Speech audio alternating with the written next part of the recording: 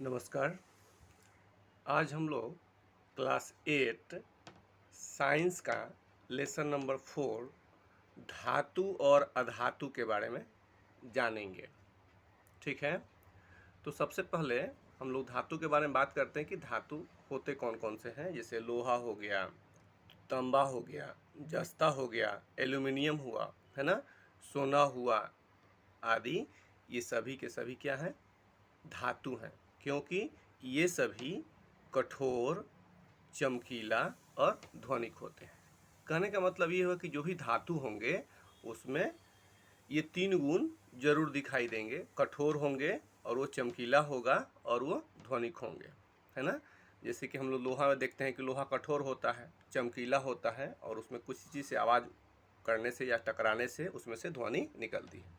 ठीक उसी तरीके से तांबा में भी है, जास्ता में भी है, एल्यूमिनियम में भी है और सोना में भी है। तो कहने का मतलब कि ये सभी के सभी क्या हो गए? धातु हो गए। ठीक है, अब हम लोग सल्फर, जिसको हम लोग गंधक भी बोलते हैं, ग्रेफाइट, ये सभी अधातु हैं, क्योंकि ये न तो कठोर होते हैं और ना ही चमकीले होते हैं और ना ही इसको किसी चीज़ से टकराने से इसमें किसी प्रकार की ध्वनि उत्पन्न होती है। तो यहाँ हम लोगों ने जान लिया कि धातु क्या होता है और अधातु क्या होता है। अब हम लोग जानेंगे कि धातु के कुछ भौतिक गुण होते हैं, उसके बारे में हम लोग चर्चा करेंगे। धातुओं के भौतिक गुण के बारे में, जैसे कि हम लोगों ने पहले ही ऊपर चर्चा किया है कि धातु क्या होते हैं? कठोर होते हैं, चमकीले होते हैं और ध्वनिक होते हैं।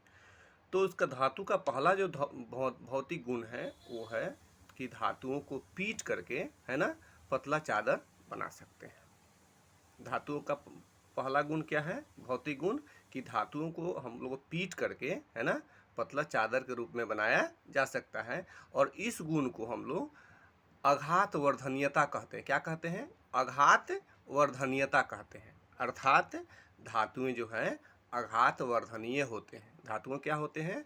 आघात वर्धनीय का मतलब हो गया कि उसको हम लोग पीट करके क्या बना सकते हैं? पतला चादर के रूप में बना सकते हैं।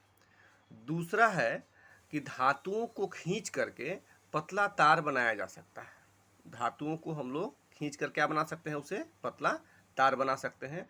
और इस गुण को जो है हम लोग तन्यता कहते हैं। क्या कहते हैं? तन्यता, अर्थात धातुएं तन्य होते हैं। बात समझ में आई कि नहीं? तीसरा गुण है कि धातुओं को किसी कठोर वस्तु से टकराने से एक विशेष प्रकार की ध्वनि निकलती है ना। और इस गुण के कारण धातुओं को क्या कहा जाता है? ध्वनिक कहा जाता है। जब हम लोग धातु को किसी कठोर वस्तु के साथ टकराते हैं, है ना, तो उसमें एक प्रकार की विशेष ध्वनि निकलती है और इसी कारण धातुओं को क्या कहा जाता है? ध्वनिक कहा जाता है।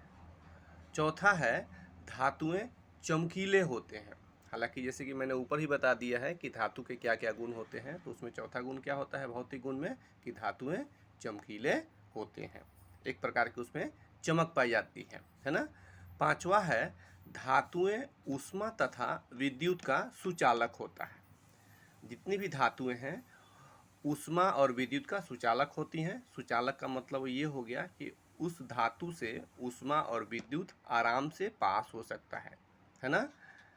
तो ये जो है 5 जो है धातुओं के हम लोगों ने भौतिक गुण के बारे में जाना। अब हम लोग धातुओं के कुछ उदाहरण यहाँ देख लेते हैं। जैसे लोहा हुआ, सोना हुआ, चांदी हुआ, है ना, तांबा हुआ, जस्ता हुआ, सोडियम हुआ, मैग्नीशियम हुआ, कैल्शियम हुआ। ये सभी के सभी और भी बहुत सारे हैं, ये सभी के सभी धातुओं के उदाहरण हैं। तो आज हम लोग इतना ही जानेंगे। अगले क्लास में हम लोग इसके आगे के बारे में हम लोग जानेंगे। ठीक है, तब तक इसको आप लोग रिवाइज कीजिए। धन्यवाद।